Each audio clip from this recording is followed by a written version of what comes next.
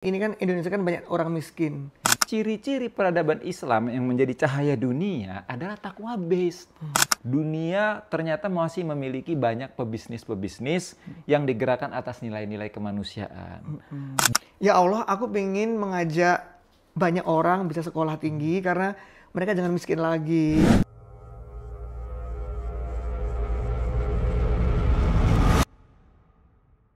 Selamat siang teman-teman semua. Hari ini kita kedatangan tamu yang sangat spesial. Beliau ini adalah konsultan kaliber dunia. Sudah banyak perusahaan yang beliau bantu, terutama family business. Beliau juga baru saja menyelesaikan research, doctoral research dari Paris School of Business di Perancis. Dan gak tanggung-tanggung beliau sudah punya banyak experience pengalaman selama 20 tahun di dunia membantu banyak perusahaan. Dengan tangan beliau, dengan sentuhan beliau, banyak perusahaan berhasil tumbuh dan berkembang.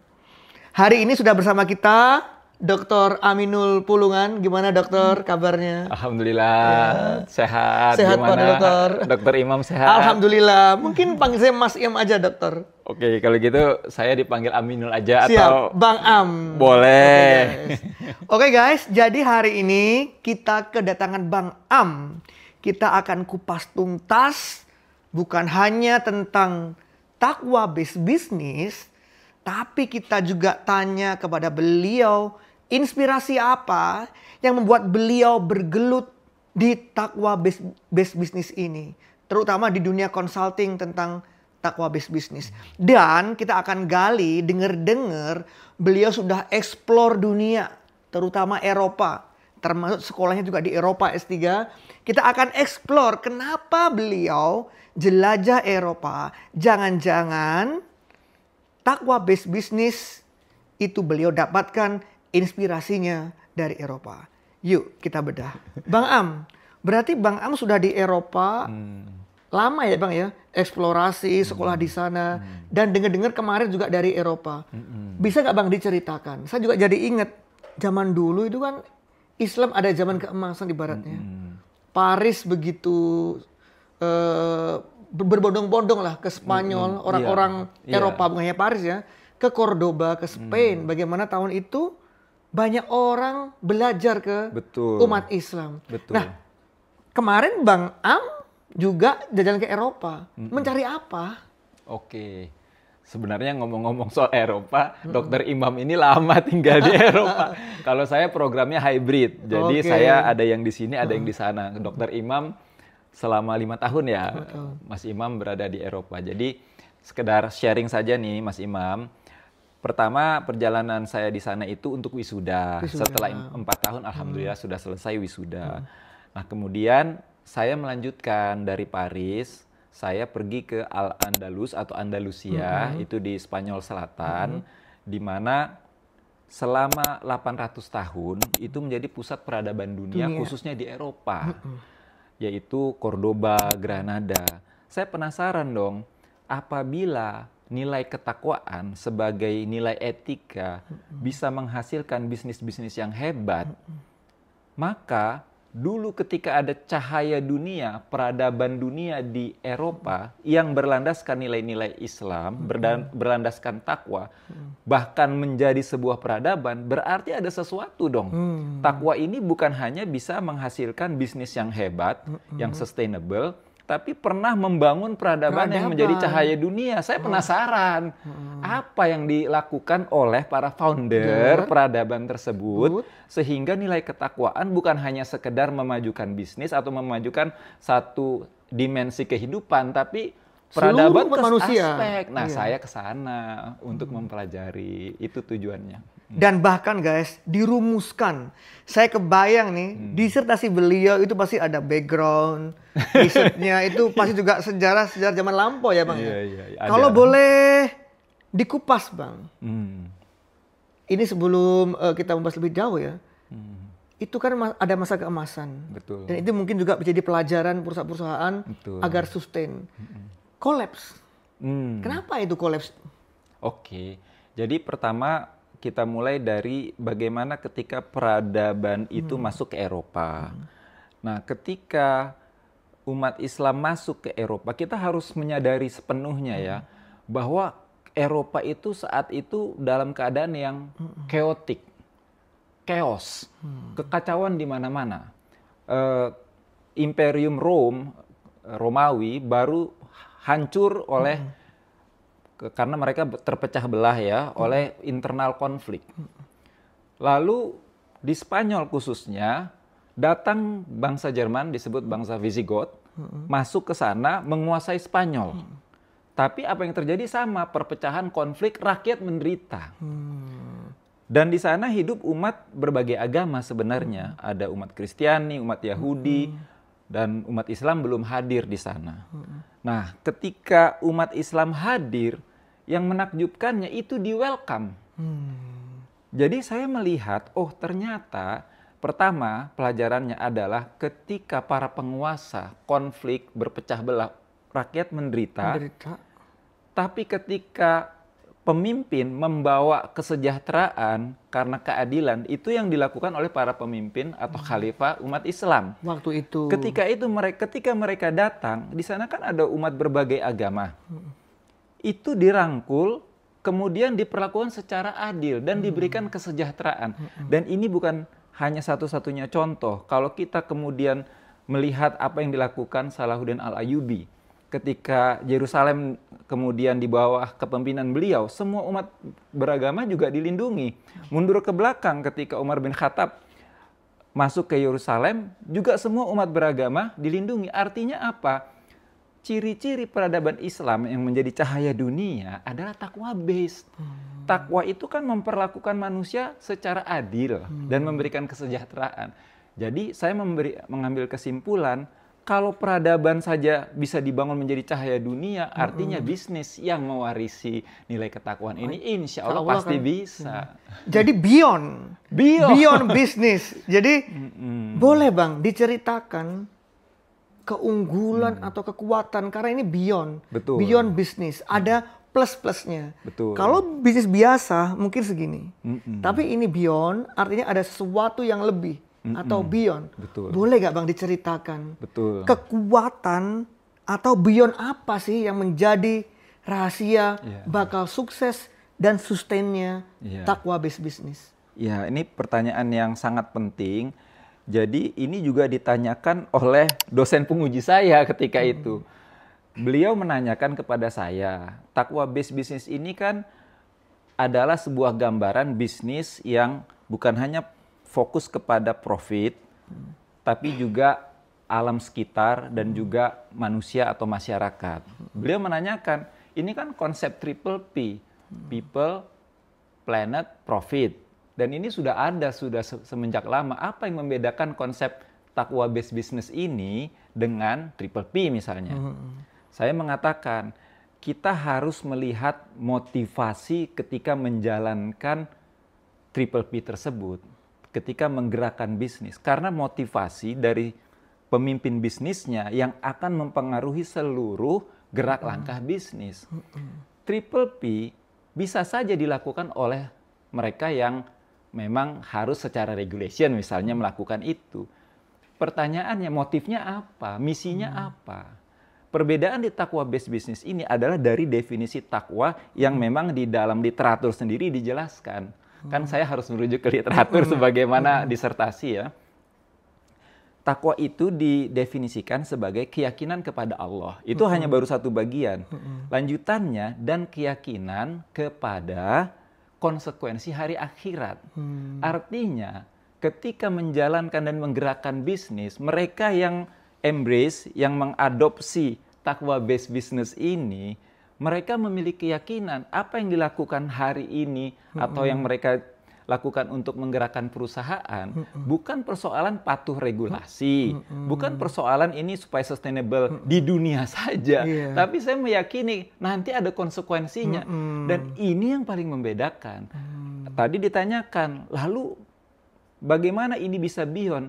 Ketika seorang yang meyakini bahwa apa yang dia lakukan ini, pertama tadi ya, lillahi ta'ala, karena Allah, dan meyakini ini adalah sesuatu yang akan kelak dilihat hasilnya di hari kemudian, berarti this is not only beyond business, beyond the world. Iya. Karena nanti Betul. mereka akan meyakini bisnis yang saya jalankan ini adalah kendaraan saya untuk menggapai kehidupan yang jauh lebih baik nanti setelah saya bertemu Allah. Betul. Jadi sangat futuristik ya Bang ya. Futuristik Super bukan futuristik. hanya tentang 10 tahun, 100 100 tahun. Ini mungkin sampai hari kiamat. Setelah hari kiamat, Betul. bisnis ini sudah diperhitungkan. Mau dibawa kemana, betul. seperti apa dampaknya. Jadi Betul. kalau boleh saya bilang ini dimensinya sudah melampaui dimensi ruang dan waktu ini. Dimensi Betul. akhirat ibaratnya. Jadi betul-betul beyond. Betul. Beyond this world. Akhir kan dimensi yang lain. Jadi Betul. beyond. Jadi luar biasa guys. Jadi kalau kita berbicara takwa based business, kita berbicara tentang akhirat, manfaat, pahala, keadilan. Dan itu sepertinya ini ya Bang ya. Nilai-nilai universal ya Bang ya. Betul. Yang itu harusnya bisa diterapkan, bisa dipakai oleh banyak perusahaan. Sangat. Dan inilah yang kemudian saya juga tergerak, makanya saya senang banget nih diundang oleh Mas Imam. Terima kasih. Karena saya melihat aspeknya ini adalah aspek yang bisa menyentuh semua dan harus menyentuh semua dimensi kehidupan. Misalnya Mas Imam sangat concern untuk menggerakkan pemuda-pemuda masa depan ini menjadi orang-orang yang berpendidikan tinggi. Sebagaimana Dr. Imam sendiri. Jadi bagi saya ketika saya diundang oleh Mas Imam ini contoh konkret takwa based education. Yang sekarang kita bicara konkret aja, yang akan menjadi pemimpin masa depan kan mereka yang dibina oleh Mas Imam. Ketika mereka memiliki warisan nilai-nilai ketakwaan, nilai-nilai mulia ini, maka mereka akan menjadi baik pemimpin bisnis maupun pemimpin dimanapun mereka berada, pemimpin yang mulia. Itu sebabnya channel YouTube kita disebut sebagai Unlimited, bukan hanya tentang bisnis, tapi segala aspek kehidupan yang berlandaskan nilai-nilai takwa ingin kita angkat. Dan saya kira nanti Mas Imam perlu sharing juga nih. Boleh Bang. Bang Am sudah keliling Eropa lah ya. Studi mungkin di Paris. Kan kadang jenuh juga ya Bang ya. Saya juga kayak gitu kalau di Eropa. Keliling-keliling. Karena saya ingin belajar banyak hal juga. Bukan hanya tentang, kalau saya metalurgi tentang ekstraktif metalurgi, saya juga ingin belajar kehidupan. Dan ini mungkin jangan-jangan yang membuat alasan Bang Am keliling-keliling. Kota mana aja Bang yang sudah dikunjungi dan dapat apa kira-kira? Dan kalau dihubungkan dengan takwa based business, pasti ada benang merahnya. Baik, ya jadi memang ketika setelah saya wisuda di Paris, perjalanan selanjutnya itu memang saya ingin melakukan research lebih lanjut tentang seperti apa ketika cahaya dunia Eropa di masa peradaban Islam ya, sekitar dari abad 8 hingga abad 13 ya, 700 sampai 800 tahun sekitar seperti itu, puncaknya di 500 tahun tersebut. Seperti apa ketika itu situasi dan suasana Eropa? Saya ingin mendapatkan gambaran karena peradaban Islam itu kan berlandaskan nilai-nilai ketakwaan. Maka ketika saya dari Paris kemudian kami ke Granada. Di Granada itu sangat bisa kita mendapatkan gambaran. Seperti tadi ya saya jelaskan, semua umat itu dinaungi dengan keadilan. Dan di situ kita melihat banyak sekali ulama-ulama lahir di era tersebut. Nah ini definisi ulama ini juga kita harus memahami seorang ulama di era tersebut, di periode tersebut adalah bukan hanya ahli agama. Landasan mereka selalu kepada Quran dan Sunnah, landasan yang paling harus kokohnya, mereka menguasai Al-Quran dan As-Sunnah, dan setelah itu dikembangkan menjadi berbagai cabang keilmuan, baik ilmu arsitektur, ilmu fisika, ilmu kedokteran, dan berbagai cabang ilmu. Dan kemudian tujuannya, untuk apa ini semua? Saya perhatikan ternyata para khalifahnya menjadikan ini semua dalam rangka memastikan kesejahteraan masyarakat dan bahkan kesejahteraan peradaban dunia itu benar-benar terjamin. Mohon maaf nih, saya kasih contoh konkret. Tadi saya sampaikan kan, 3 contoh ketika umat Islam menguasai peradaban, semua umat agama dilindungi, termasuk 2 kali loh di Yerusalem. Sebelumnya dikuasai oleh umat selain Islam. Kemudian Umar bin Khattab radhiyallahu anhu menguasai, malah menjadi bangsa yang sejahtera. Setelah itu hilang dari penguasa umat Islam, dikuasai bangsa lain. Semua umat beragama yang selain keyakinannya dihancurkan.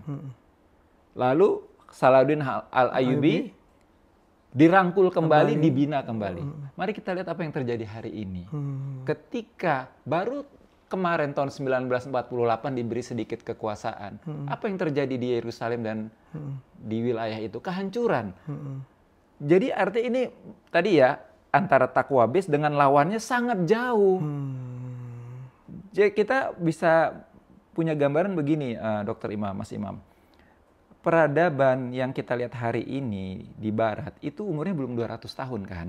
Betul. Sementara yang terjadi di era Andalusia itu 800 tahun. 800 tahun menjadi pemimpin dunia kalau tidak dengan inovasi. Lahirnya para pemikir, para ulama, para saintis yang hebat. Pemimpin-pemimpin yang adil, bijaksana, dan memberikan kesejahteraan. Bagaimana mungkin bisa bertahan? Betul. Hari ini belum 200 tahun saja, Betul.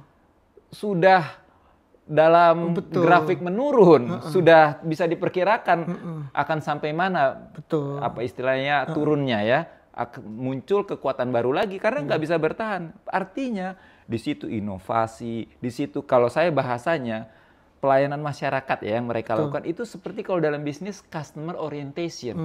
Umat adalah fokus saya, bukan kekuasaan dan bukan keserakahan saya. Nah, saya sambung sedikit Mas Imam. Saya bandingkan dari situ, setelah saya ke Granada, ke Cordoba, saya ke Roma. Nah, kenapa peradaban yang begitu kuat, bahkan ribuan tahun, disebut di Al-Quran juga. Disebut di Al-Quran. Di Perang Kondak kan? Betul. Iya, ketika kita akan taklukkan Roma. Nah, kenapa ribuan tahun kok bisa hancur? Digantikan oleh kemudian cahaya baru, cahaya peradaban Islam. Setelah saya pelajari, bagaimana tidak hancur? Karena penguasaan dan perluasan wilayah atas dasar keserakahan. Wilayah yang diambil bukan dinaungi, diperas. Sebagaimana dulu kita diperas di bawah kekuasaan penjajah ya. Begitu juga yang terjadi. Sehingga seluruh kekuasaan dan kekuatan serta kekayaan hanya untuk ngurusin bagaimana para pemberontak ini bisa ditangani. Bukan untuk kesejahteraan. Yang sejahtera hanya segelintir. Raja penguasanya. Itulah yang saya lihat, itu kan puncak kekejaman dan puncak kebrutalannya adalah kita masuk ke Kolosium.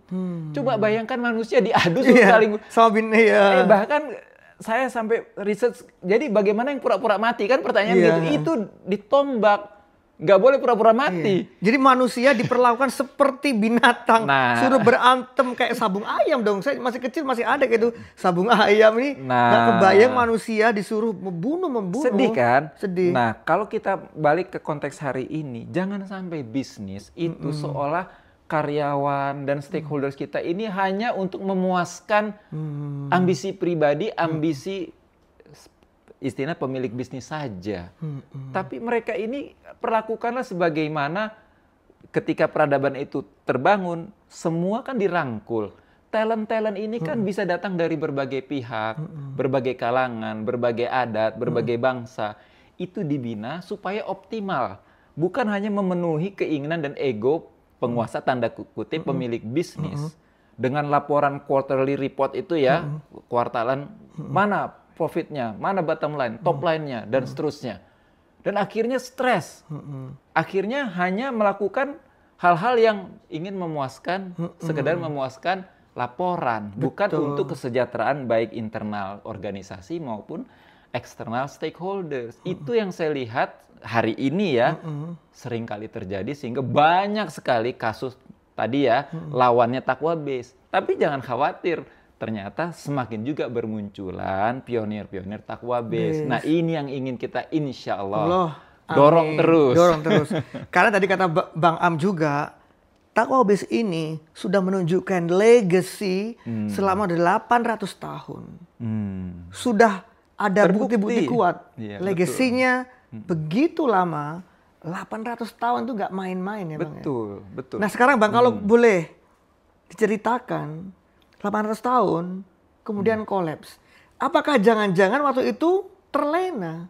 Nah, Sudah di puncak, lupa dengan misi visi awalnya. betul. Jadi awalnya orientasinya beyond akhirat, tiba-tiba jadi duniawi banget. Atau jangan-jangan itu yang membuat kolaps suatu perusahaan. Dan jangan-jangan itu yang membuat setelah 800 tadi legacy, tiba-tiba betul. jadi runtuh. Betul. Jadi sekali lagi ini juga menjadi contoh bagaimana hari ini kita bisa mengambil nilai-nilai yang terjadi saat itu ya.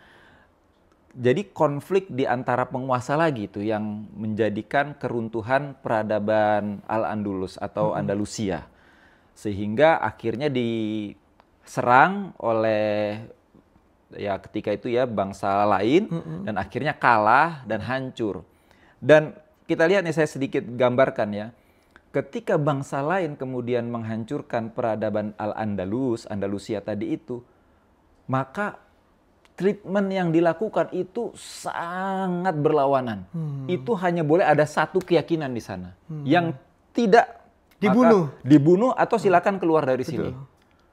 Bayangkan ya, itu kan kontras sekali.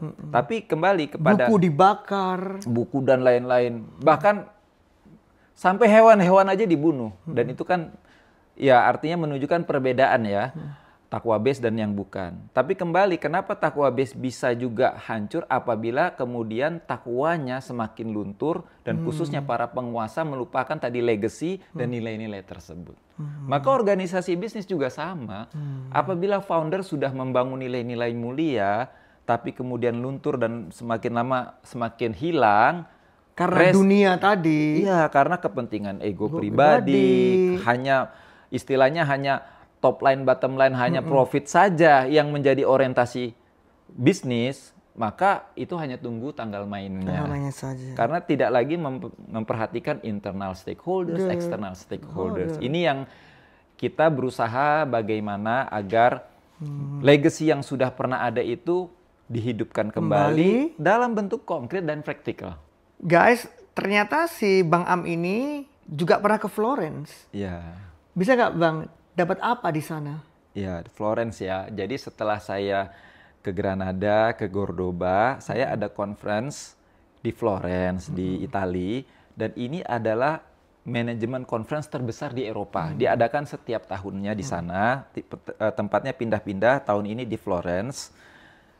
Pertama saya diminta untuk mereview sebuah paper, academic paper. Yang kedua saya hadir untuk menjadi peserta melihat presentasi para panelis, para presenter yang para researcher. Nah, yang menarik nih Mas Imam adalah temanya. Temanya adalah managing with purpose. Bayangkan conference internasional terbesar di dunia yang dilakukan, terbesar di Eropa yang dilakukan di Florence.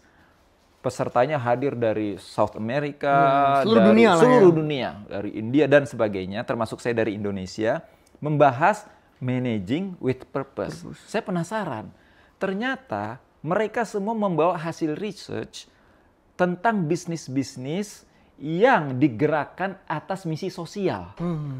Berarti kan dunia juga saat ini sedang terpanggil untuk kembali kepada fitrahnya kan? Betul. Bagaimana bisnis ini bukan sekedar tanda kutip nilai materialisme, nilai profitnya saja, tapi impact kepada masyarakat dan lingkungan. Kemudian saya jadi penasaran, lalu apa yang akan membedakan disertasi atau tesis kita dengan presentasi atau tema dari manajemen conference tersebut? Di situ saya mengambil kesimpulan bahwa kita sangat bergembira dan bersyukur dunia ternyata masih memiliki banyak pebisnis-pebisnis yang digerakkan atas nilai-nilai kemanusiaan. Bayangkan kalau motivasi misi itu bukan hanya berhenti sekedar hubungan manusia antar manusia, tapi ditarik lebih tinggi lagi, manusia antar manusia, karena meyakini kita semua ini adalah hamba-hambanya Allah, mengabdi kepada Tuhan yang Maha Kuasa. Itu kan satu nilai motivasi, satu keyakinan yang akan jauh lebih tinggi dibandingkan hanya managing with purpose, sekedar nilai sosial. Nilai sosial kita tidak rendahkan dan ini mulia. Dan kita ingin angkat lebih tinggi. Mengapa demikian?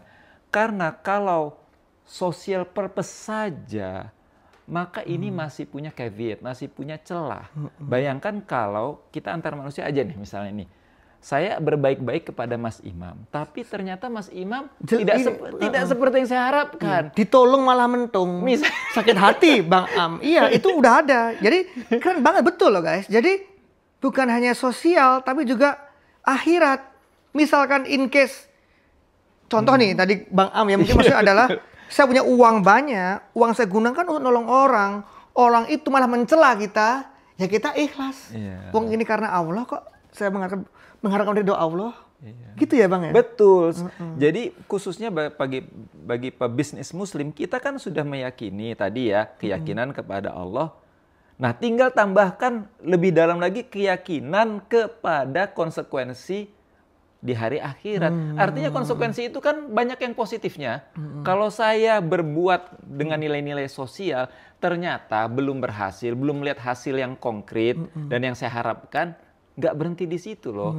Karena hasilnya bukan yang saya lihat hari ini. Tapi nanti. Dan itu yang missing dari manajemen conference yang saya hadiri. Jadi itu baru hablum minan nas. Istilahnya baru antar manusia dan lingkungan.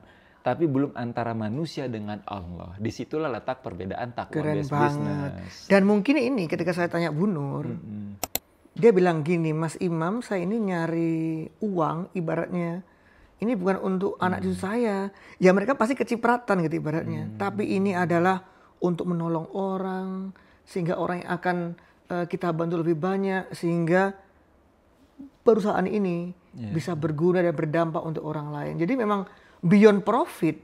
But profit to others. Yang pada akhirnya itu pahala lah ya. Tabungan akhirat lah. Yang luar biasa. Jadi benar tuh ibaratnya mencari sesuatu untuk memberikan sebesar-besarnya untuk masyarakat. Betul. Jadi itulah yang sosial tadi. Driven sosial. Benar. Jadi social itu yang driven business. Ya. Betul. Kita ingin sekali lebih banyak lagi para pebisnis yang memiliki misi ini. Bagaimana social driven business itu benar-benar hadir dan dilandasi motivasi saya melakukan ini bukan agar saya viral misalnya, bukan agar saya kemudian ya bisa menunjukkan kepada pers bahwa wah perusahaan kami bla bla bla misalnya ya. Nggak perlu itu semua pun itu tetap dilakukan karena saya meyakini ini semua tabungan saya, dividen saya yang akan saya petik kemudian hari. Nah kita ingin motivasinya sampai ke sana insya Allah. Dan ini bukan konsep kok. Karena kan dalam disertasi sebagaimana Mas Imam pahami, kita konsep ini kan harus didukung dengan empiris. Dan sudah ada empirisnya, sudah ada evidence-nya. Marilah kita saling belajar dari evidence yang sudah ada. Dan nanti kita akan teruskan melalui konten-konten seperti ini, kita riset lebih banyak lagi perusahaan yang sudah menjalankan. Ya. Ini bukan lagi mengawang-awang tahun zaman dulu yang 800 pernah punya legacy, tapi sekarang pun sudah banyak contoh konkret perusahaan-perusahaan yang menerapkan takwa based business dan jadi perusahaan yang luar biasa. Betul. Bukan hanya tentang uang, profit sekian triliun, tapi juga ada di hati masyarakat. Betul. Yang bekerja, kalau tadi Bapak bilang tentang profit, buku, laporan, sehingga karyawan itu bekerjanya lebih ke jadi kayak operator, yang penting datang ini. Betul. Mereka akan kerja dari hati. Betul. Karena ada value beyond tadi ya, yang akhirat tadi yang mereka ingin cari. Betul. Bagaimana kita membangun atmosfer, environment seperti itu. Jadi bagus sekali alhamdulillah semua tempat boleh kita katakan di Indonesia sudah menyediakan tempat ibadah untuk para karyawannya. Itu satu hal yang kita syukuri. Nah bagaimana kemudian bukan hanya tempat ibadah secara fisiknya tetapi secara spiritnya memang benar-benar hadir. Spirit itu apa tadi? Ketika datang, para karyawan meyakini tempat saya bekerja ini memang misi dan langkah konkretnya adalah ingin menyejahterakan kami dan masyarakat luas. Itu spirit yang ingin kita hadirkan di hati para stakeholders dari perusahaan tersebut. Segala urusan yang berlandaskan nilai ketakwaan itu akan mendatangkan keberkahan. Dan saya justru ingin agar audiens kita melihat konkret langsung bahwa takwa based business ini sedang digerakkan oleh Mas Imam. Boleh share, Mas, silakan. Oke Bang, jadi saya itu belusukan memang sejak baru masuk ITB tahun 2003. Saya tuh udah tergerak. Saya ingin, ini kan Indonesia kan banyak orang miskin. Termasuk bapak saya, petani yang susah nggak punya sawah, utang sana sini, nenek saya juga. Waktu itu saya belum percaya banget dan belum membuktikan bahwa, bahkan pendidikan bisa merubah saya. Tapi saya udah yakin banget, kan kata Allah, kalau ingin hidupmu berubah derajatnya, carilah ilmu. Kan gitu kata Allah kan. Betul. Ya udah dengan menuntut ilmu. Kalau kata Nelson Mandela, pendidikan adalah rantai pemutus kemiskinan. Itu kan Islam banget sebenarnya kan. Betul. Bahwa Allah tidak akan menaikkan derajat, bahwa Allah akan merubah nasib orang yang menuntut ilmu. Betul. Ya udah sesimpel itu. Saya tuh pingin adik saya. Awalnya emang dari daerah Jember saja Bang. Aku pingin tetanggaku juga nanti sukses jangan miskin lagi. Terus juga akhirnya melebar. Di kabupaten saya bukan hanya datangi kampung saya aja, datangi ke daerah lain. Dan sekarang sejak tahun 2023 ketika ada Instagram, saya mencoba berpikir bagaimana kalau dulu saya mungkin hanya datangi Jember saja. Dengan media sosial saya ingin datangi mungkin ribuan bahkan jutaan orang lewat konten-konten motivasi, edukasi, sehingga nanti, dan alhamdulillah sekarang setiap bulan view-nya itu 100 juta Bang. Masya Allah. Jadi dulu awalnya emang sekedar ingin, ya Allah aku pengen mengajak banyak orang bisa sekolah tinggi karena mereka jangan miskin lagi. Itu sih dulu tuh awalnya. Saya melihat begitu susahnya orang miskin. Dulu bagaimana nenek saya tuh digaji cuman berapa. Makannya saya tuh masih kecil dengan nasi sama jelantah. Kalau abang tahu jelantah itu kita goreng ikan asin. Mie itu masih ada aromanya tuh. Jadi kalau ikan asinnya habis, ya udah makan sampai punya aroma itu, gitu kayak gitu. Dia manggil saya. Tapi happy, tapi ini nggak boleh kayak gini terus dong orang Indonesia. Dan kata Allah kan, dan juga nenek saya, kalau kamu ingin sukses harus sekolah terus. Ya udah itu. Dan saya percaya itu. Bahkan ketika saya belum berhasil membuktikan bahwa saya nanti lulus ITB saya akan sukses, saya saking yakinnya saya udah belusukan. Tahun 2004-2005 itu saya mahasiswa tingkat 2. Tapi saya udah jemput ke kampung, makanya saya mengkonten ada yang viral banget namanya Mbak Devi Donat. Itu adalah anak yang saya jemput ketika saya masih mahasiswa. Sekarang jadi, kemarin dapat Kartini Award, dulu tinggal di God, hidupnya sekarang udah berubah. Jadi sebenarnya awalnya ya sekedar ingin yuk sekolah, yuk cari ilmu karena ilmu akan merubah hidup kamu. Dan itu seperti tadi yang Allah ceritakan dalam Al-Quran. Masya Allah. Nah ini justru saya merasakan bahwa apa yang diceritakan oleh Mas Imam ini adalah action konkret dari takwa base. Setiap orang dengan kemampuan, dengan kapasitasnya masing-masing bisa melakukan ini. Dan kita ingin sekali ya agar para korporasi yang mudah-mudahan juga menjadi audiens kita ya dimanapun, sepenuhnya juga menyadari ketika mensupport hal-hal seperti yang dilakukan oleh Mas Imam, ini akan terbangun ekosistem. Tadi misalnya peradaban itu kan dibangun atas dasar ekosistem. Bareng-bareng. Betul, bareng kolaborasi. Maka akan terjadi kolaborasi yang positif kan. Masyarakat melihat bahwa korporasi bukan hanya mementingkan dirinya sendiri, mengeruk keuntungan dari masyarakat dan kemudian melupakan masyarakat. Nah, saya berharap seperti inilah yang akan terbangun melalui konten-konten yang seperti yang kita lakukan hari ini. Jadi mudah-mudahan nih para korporasi-korporasi besar yang mendengar ini juga memberikan support nih sepenuhnya. Betul loh, saya serius karena justru kenapa channel kita disebut Unlimited, karena memang kita call to everyone. We want to call everybody agar yuk sama-sama deh kita kolaborasi, khususnya para Businessman karena mereka boleh dibilang memiliki aset yang bisa digerakkan kan untuk memberikan kesejahteraan kepada masyarakat. Tinggal pilihannya pada founder atau owner atau para pemimpin di perusahaan tersebut. So mudah-mudahan masyarakat juga bisa melihat ini contoh konkret. Ini yang menjadi formula juga menurut saya dari Taqwa Based Business. Jadi kalau formula umum 1 tambah 1 sama dengan 2 atau mungkin 4 atau mungkin 5 ya. Artinya ketika terjadi kolaborasi maka 1 tambah 1 bukan lagi 2. Tapi dengan Taqwa Based Business ini yang 1 tambah 1 minimal 25 hingga 27. Nggak ada kalkulasi itu di buku accounting, nggak ada.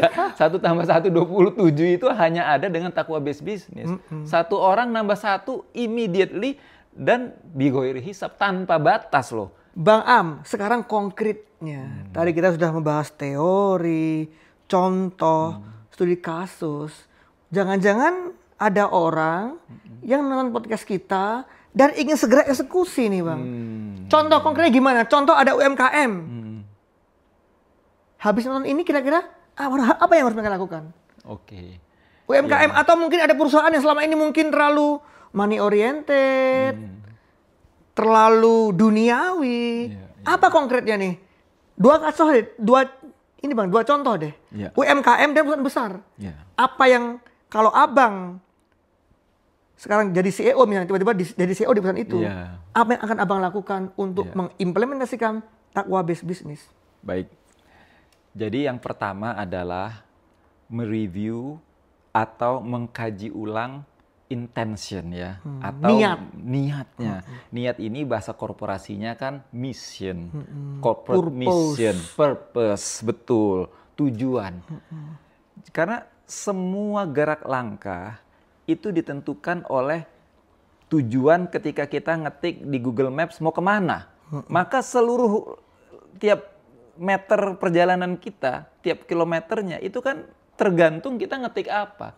Seorang corporate leader apabila menetapkan tujuannya bukan hanya untuk kepentingan dirinya, bukan hanya untuk sekedar kepentingan materialisme atau nilai-nilai intrinsik atau nilai-nilai nominal saja, itu penting demi sustainability ya. Profit itu harus dijaga, tapi bukan itu saja. Maka immediately itu akan mempengaruhi strategi. Jadi yang pertama adalah apakah saya khususnya bagi pebisnis muslim, entrepreneur muslim, apakah saya dalam menjalankan bisnis ini sudah menjadikan bisnis ini sebagai sebuah kendaraan untuk mendekatkan diri saya untuk mendapatkan keberkahan dari Allah. Itu dulu. Dan jawaban seperti ini nggak bisa jawaban yang sifatnya verbal atau lisan. Ini kan harus perlu perenungan.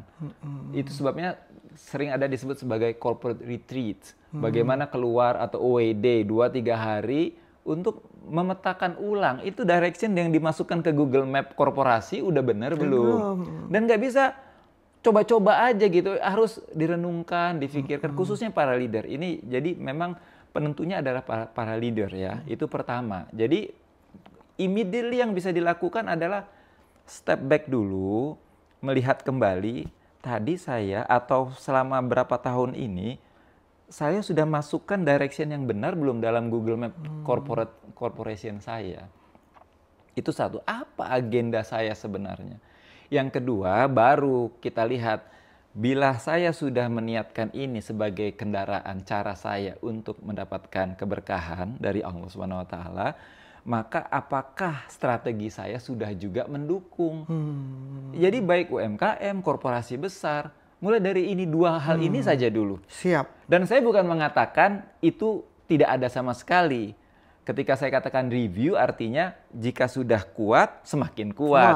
Jika mungkin masih abu-abu mudah-mudahan semakin terang gitu. Berangkat dari apa yang sudah dimiliki untuk kemudian bisa ditingkatkan. Sesederhana itu sebenarnya. Kalau bahasa gampangnya, kalau manusia luruskan niat. Nah, kalau perusahaan luruskan purpose atau missionsnya. Betul banget. Untuk apa? Betul. Dan nanti yang lain akan ngikutin ya Bang ya. Iya, betul. Untuk mendukung purpose tadi. Insya Allah. Oke Bang. Bang Am kan sudah explore Europe. desertasi juga Iya. lama, berdarah-darah mungkin ya, S3 susah ya. Kemudian juga melalang buana 20 tahun, sehingga Bang Am menemukan resep yang ampuh tentang takwa based business. Kalau boleh disampaikan Bang, apa sih message penting, kesimpulan penting, atau mungkin pelajaran penting yang penonton wajib tahu tentang takwa based business? Ya. Jadi blueprint ataupun benang merahnya sebenarnya sederhana aja. Tadi satu mengenai intention atau niat atau mission dan purpose ya, baik di level individu maupun kemudian tadi organisasi. Itu perlu selalu direview ulang, dikaji ulang, dilihat kembali. Memastikan apa yang kita ketik di Google Map Direction itu memang direction yang membawa kita sukses dan juga berkah dunia dan akhirat. Itu dulu dipastikan. Nah, kemudian yang berikutnya adalah sederhana sebenarnya. Jawabannya ada tadi. Iqra tadi itu, belajar, belajar, dan terus belajar. Bahasa korporasi atau bisnisnya inovasi. Jadi saya melihat mereka yang perusahaan-perusahaan yang sukses 40 tahun atau lebih itu dan bertahan menjadi industry leader karena memang terus-menerus belajar. Berinovasi. Iqra terus. Dan Iqra itu adalah pelajaran fundamental yang sangat penting. Betul. Nah, tambahannya sedikit, inovasi ataupun proses pembelajaran ini dengan tujuan tadi, customer orientation. Semata-mata karena ingin memberikan yang terbaik. Nah, customer atau consumer ini bukan saja diri saya, bukan saja laporan keuangan saya, tapi internal saya, karyawan saya, stakeholder saya, baik internal. Jadi apabila inovasi itu digerakkan untuk customer atau consumer orientation, baik internal maupun eksternal, maka inovasi ini akan benar-benar genuine. Karena bukan di ride upon interest, my self interest, bukan digerakkan atas dasar kepentingan atau ego atau keinginan agenda saya saja atau agenda sekelompok, tapi memang yang terbaik. Tadi ingat peradaban cahaya dunia itu karena mereka ingin melayani semua umat. Nah, begitu juga ketika ini tujuannya. Jadi tadi dua ya, inovasi yang didrive oleh customer orientation. Nah, kemudian yang ketiga, ketika sudah mendapatkan hasil yang positif, artinya profitnya, reputasinya, maka kembalikanlah ini kepada masyarakat, kepada lingkungan, maka ini akan menjadi multiplier effect. Ini yang tadi 1 tambah 1, karena collab ya, dengan semua, bukan 3, bukan 5, 25, bahkan 27, atau tidak ada limit. Oke guys, kita sadari kita sudah terhipnotis oleh Bang Am. Sudah sejam ini ya kita berbincang-bincang, berinteraksi. Saya ingin bertanya kepada Bang Am, kenapa Bang Am begitu semangat campaigns about takwa based business? Kenapa Bang? Ya, jujur saja karena saya memang melihat ada sosok-sosok, mohon izin ya, seperti Mas Imam, seperti para founder bisnis yang lain, yang memang saat ini secara konkret sedang menggerakkan masyarakat, menggerakkan organisasi atau bisnis mereka, berlandaskan nilai-nilai keislaman, nilai-nilai ketakwaan, dan itu mendatangkan hasil. Sehingga ketika saya kemudian lakukan riset dan menjadi disertasi, dan disertasi itu kemudian diakui dengan title gelar doktoral itu, alhamdulillah dengan hasil yang sangat baik, kan menjadi tambah yakin. Tidak boleh dong berhenti hanya di Mas Imam, tidak boleh dong berhenti hanya di para founder yang sudah menggerakkan bisnis mereka dan menjadi hebat itu. Apa yang mereka sudah lakukan ingin saya share, ingin kita berbagi kepada yang lain agar menguatkan keyakinan dan juga dapat belajar. Itu satu. Yang kedua, kita akan juga melakukan lebih lanjut riset-riset ke company lain, ke sosok-sosok, tokoh-tokoh lain seperti Mas Imam. Dan yang banyak, saya meyakini masih banyak di Indonesia, di berbagai tempat, yang juga menggerakkan misi ini, yang perlu kita telaah, kita perdalam apa yang mereka lakukan. Itu sebenarnya misinya, berbagi dan kemudian mempelajari lebih lanjut. Sehingga insya Allah kita saling menguatkan. Oh iya, harapan saya akan terbangun sebuah community atau komunitas, ekosistem yang berlandaskan tadi itu ya, takwa base ekosistem atau takwa base community, baik praktisi bisnis maupun orang-orang seperti para penggerak sosial seperti Mas Iman dan kawan-kawan yang kemudian kita saling menguatkan. Itu sih insya Allah menjadi misi kita. Amin. Mas Imam, sebelum kita akhiri, saya ingin memberi sebuah hadiah. Dan hadiah ini memang produk-produk yang saya selalu gunakan, especially ketika saya traveling. Saya suka traveling, ini pasti pas banget. Iya, betul. Saya manusia bandara soalnya, gitu di bandara, iya. Gitu ya. Nah, ini komposisi dari yang selalu saya gunakan. Saya ngefans lah sama produk ini. Oke, terima kasih. Guys, aku dapat cuff, guys. Boleh nggak Bang cerita, kenapa kok suka cuff? Oh, jadi gini, jujur aja, nah, ini nggak apa-apa lah ya, personal sharing sedikit. Saya tuh ngefans sama Perfume. Saya suka banget perfume. Nah, ketika brand ini mengeluarkan edisi terakhirnya, saya tuh benar-benar fall in love. Sampai saya bikin di LinkedIn saya tentang produk ini. Mengapa? Kan selama ini beli perfume tuh mahal banget ya, mahal. Dan ketika saya traveling, saya tuh selalu bawa yang 50 ml.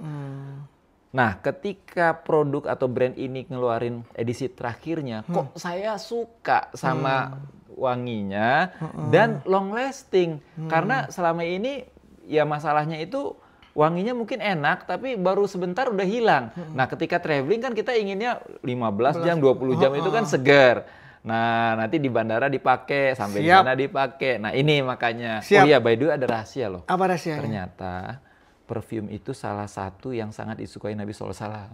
Oke guys, jadi jangan lupa pakai parfum karena wangi itu sangat disukai Rasulullah. Iya. Makanya Bang Am ngasih saya hadiah ini. Pasti isinya ada parfumnya nih Bang. Iya, parfum macam-macam di dalamnya. Oke, banyak. Yaudah nanti akan saya pakai kalau ngajar tiap hari saya akan pakai Bang parfumnya. Iya.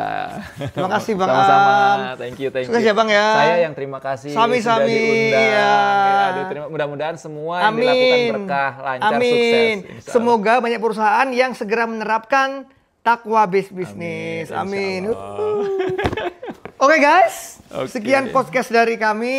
Semoga kalian dapat manfaatnya. Dan yang paling penting guys, jangan lupa like dan subscribe channel dan sosial media kita. Dan yang terpenting, ikutin terus program masterclass dari Dr. Aminul Rahman Pulungan.